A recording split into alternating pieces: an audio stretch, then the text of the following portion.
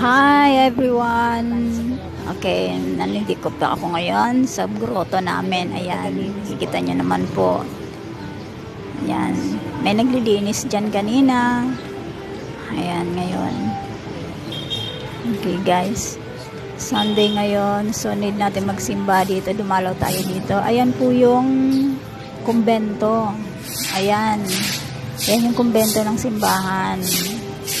San Esteban. Yan, malaki po yan. Ganda daw po sa loob.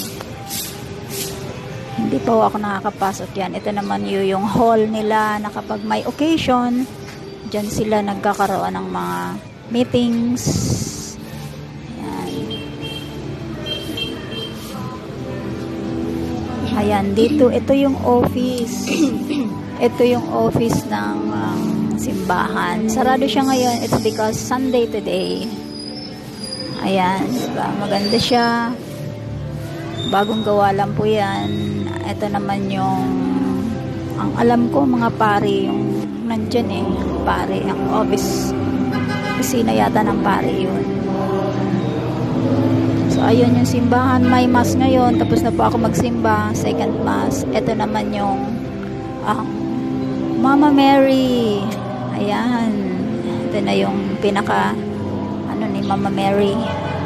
Ayan po yung kumbento. Ayan, pataas, may hagdanan siya.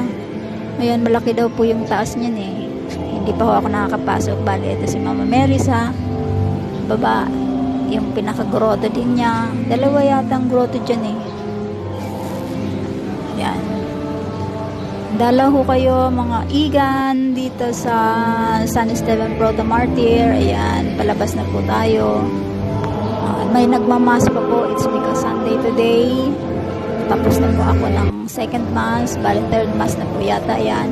Ayan, dito na po tayo sa labas. Ayan, yung ng pag may pasalubong. Ayan, ayan po. Yung pinakalabas ng simbahan. Ayan. Malawak po siya. Ayan.